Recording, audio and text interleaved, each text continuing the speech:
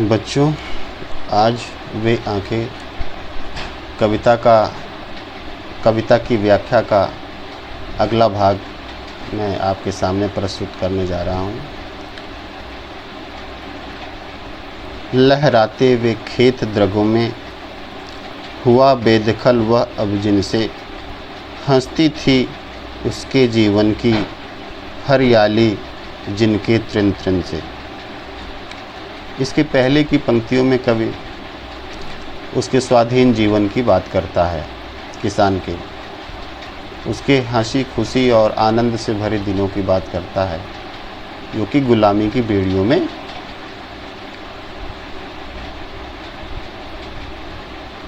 कगार की तरह समाहित हो गया।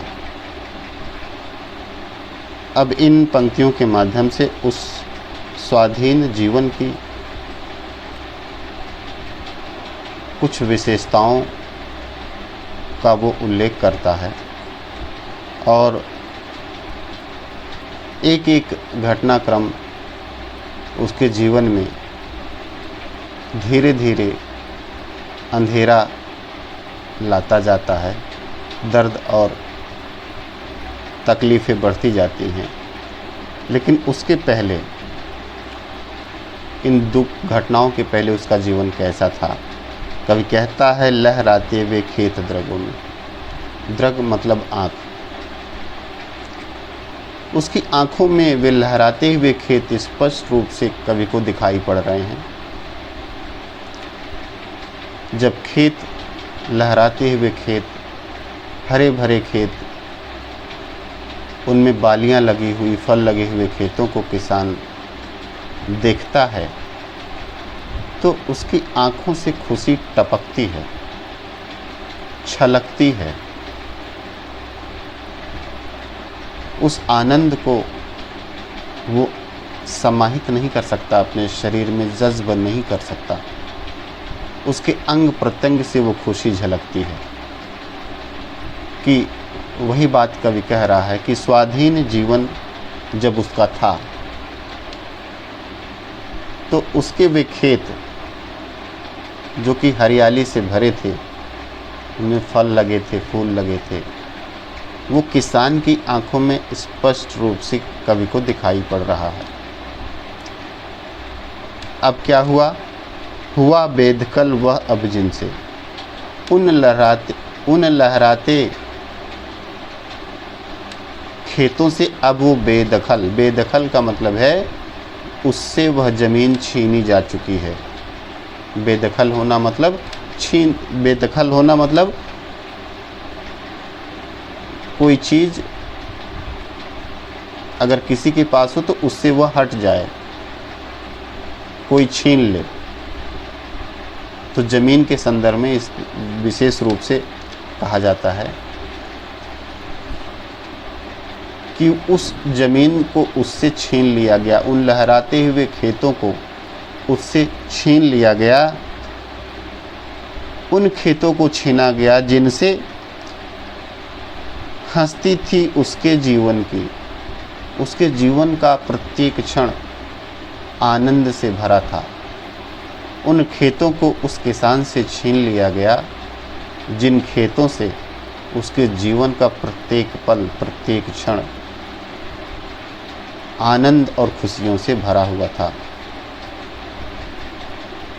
खेत किसान के केवल आर्थिक जीवन का ही आधार नहीं होते हैं, बल्कि उसके आध्यात्मिक और मानसिक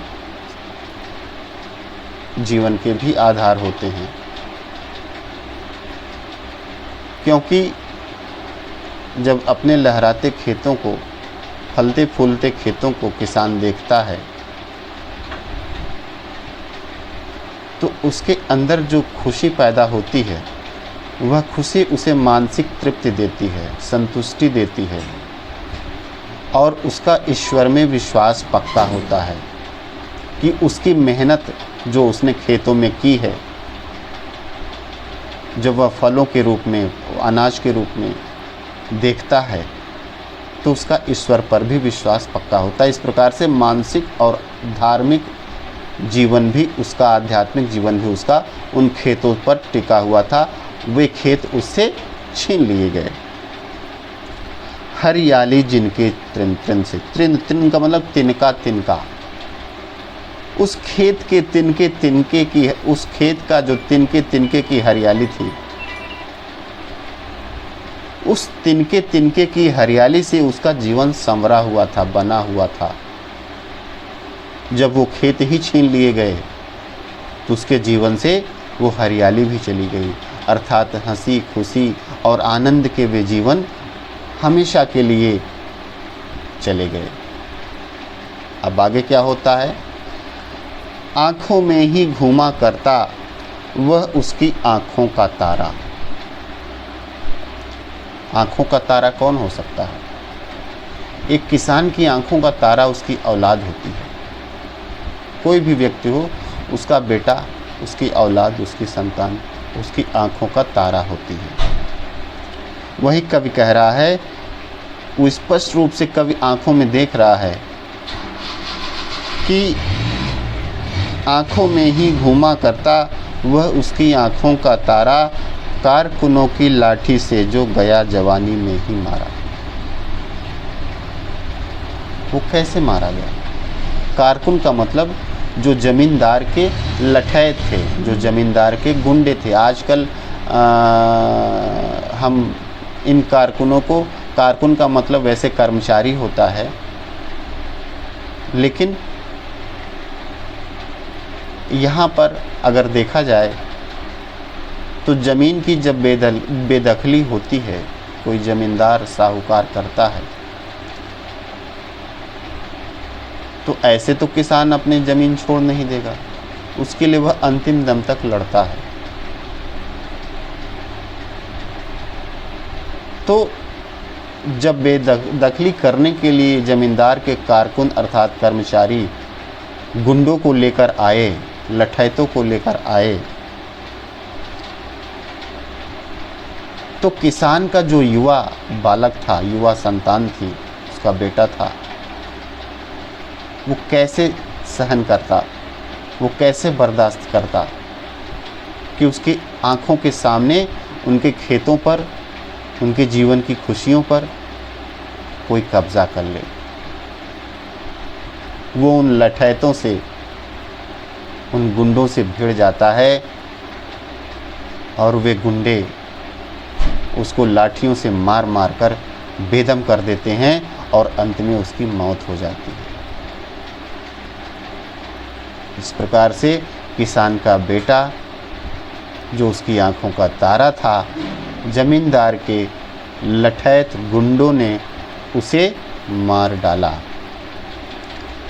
और जवानी में ही मारा, अर्थात वो युवा था, उसके जीवन, उसके सामने पूरी ज़िंदगी पड़ी थी, लेकिन इस शोषक और भ्रष्ट व्यवस्था ने उसके उस हंसी और खुशी से भरे हुए जीवन को शुरू होने के पहले ही खत्म कर दिया। बिका दिया घर द्वार। अभी तो बेटा मारा गया, अब उसके बाद क्या होता है? आफत विपत उसके बाद एक के बाद एक चलती रहती है। बिका दिया घर द्वार, महाजन ने न ब्याज की कौड़ी छोड़ी। महाजन, साहूकार, आज जैसे बैंक हैं वैसे उस ज़माने में बैंक नहीं हुआ करते थे। किसान को अगर कोई भी छोटी से छोटी ज़रूरत पड़ी तो उसे गांव के साहूकार के पास जाना पड़ता था, और साहूकार अगर 10 रुपए देता था तो उसका कभी भी ज़िंदगी भर सूद वसूलता था और मूल कभी ख़त्म नहीं होता था। अर्थात वो 10 रुपए वो किसान फिर कभी ज़िंदगी में नहीं चुका पाता था। उसका सूद भरते भरते भरते भरते उसकी ज़िंदगी चली जाती थी और उसके बाद उसका बेटा भरता था।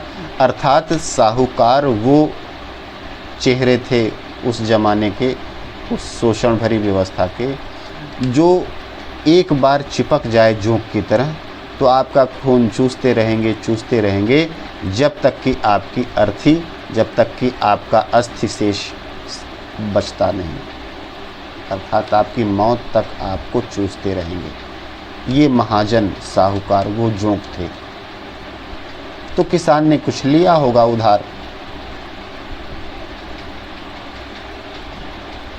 वो कर्जा चुकाते चुकाते चुकाते चुकाते वो कर्जा बढ़ते बढ़ते इतना बढ़ गया कि क्या स्थिति आ गई, बिका दिया घर द्वार। वो कर्जा इतना बढ़ गया कि उसका घर और द्वार, जो गांव में स्पेशली क्या होता है, घर के सामने एक बहुत बड़ा हाता होता है, जगह होती है, ज़मीन होती है, जिसे द्वार कहते हैं। कहते हैं गांव में जिसके घर के सामने द्वार नहीं है वो बहुत घिरा हुआ माना जाता है, गरीब माना जाता है। तो हर घर के सामने एक द्वार होता है, काफ़ी खुली ज़मीन होती है, उसे द्वार कहते थे। तो घर और द्वार दोनों बिक गए। कैसे? महाजन ने न ब्याज की कौड़ी छोड़ी, महाजन से लिए गए उधार का ब्याज इतना बढ़ता गया, इतना बढ़ता गया कि बढ़ते बढ़ते वो इतना हो गया कि उसका घर द्वार तक नीलाम हो गया। और महाजन ने ब्याज की एक कौड़ी अर्थात एक पाई भी नहीं छोड़ी, एक पैसा भी नहीं छोड़ा, और सब कुछ उसने नीलाम करा लिया, उस पर कब्जा कर लिया। खेत चले गए, घर चला गया, द्वार चला गया। रह रह आँखों में चुभती वह कुर्क हुई बर्धों की जोड़ी। बर्धे अर्थात बैल कभी स्पष्ट रूप से देखता है कि उसकी कृषि के, उसकी खेती के जो आधार थे, उसके बैल, जिनसे वह जुताई मड़ाई हर काम खेती का करता था। महाजन ने घर द्वार के साथ उन बैलों को भी नीलाम करा दिया और उसके पैसे वसूल लिए। अर्थात कुछ पैसे लिए होंगे किसान ने कर्ज के रूप में, और वो बढ़ते बढ़ते इतना हो गया कि उसका घर बिक गया, द्वार बिक गया, उसके बैलों की जो जोड़ी थी वो नीलाम हो गई, बिक गई। इस तरह से ज़मींदार ने खेत कब्जा कर लिया, महाजन ने घर द्वार और बैल पर कब्जा कर लिया। अब क्या बचता है उसके जीवन में, देखते हैं। उजरी उसके सिवा किसे कब पास दुहाने आने देती, आँखों में नाचा करती, उजड़ गई जो सुख की खेती। क्या कहती है आगे? कवि कहता है कि उसकी आँखों में, किसान की आँखों में कवि स्पष्ट रूप से देख रहा है कि उजरी एक गाय थी जो किसान ने पाल रखी थी, जिसका नाम उसने क्या रखा था? उजरी। वो उजरी उसे इतना प्यार करती थी, इतना मानती थी कि उसके सिवा किसी को दूध दोहने नहीं देती थी। उस किसान के अलावा कोई उस उजरी गाय का दूध नहीं दुह पाता था। इस पूरी प्रक्रिया में बैलों के साथ गाय भी चली गई, गाय भी नीलाम हो गई, गाय भी बिक गई। यहाँ कवि कहता है आँखों में नाचा करके। उसकी जो आकृति है, उसकी जो कहते हैं कि प्यार भरी जो छाया है, उस किसान की आँखों में रह रह कर नाचा करके। कहते हैं जिससे हम बहुत प्यार करते हैं, अगर वो हमसे बिछड़ जाए, दूर हो जाए, तो उसकी हमें बहुत याद आती है। तो उजरी गाय ऐसी ही गाय थी जो किसान की आँखों में हमेशा नाचा करती है, क्योंकि वह किसान को इतना मानती थी कि उसके सिवा और किसी को अपना दूध नहीं दुहने देती थी। और इस प्रकार से उजड़ गई जो सुख की खेती। खेत गए, घर गया, द्वार गया, बैल गए, गाय गई, और इस प्रकार से किसान की जो सुख भरी ज़िंदगी थी, सुख और खुशियों से भरा हुआ जो उसका जीवन था, वो उजड़ गया। जिस प्रकार से ये किसान के जीवन की तुलना कवि खेत से कर रहा है कि जिस प्रकार तूफान आंधी आने पर ओला गिरने पर जिस प्रकार से हरी भरी खेती उजड़ जाती है, उसी प्रकार से इन घटनाओं ने उसके जीवन रूपी खेत को उजाड़ कर रख दिया, तबाह कर दिया, बर्बाद कर दिया। अब आगे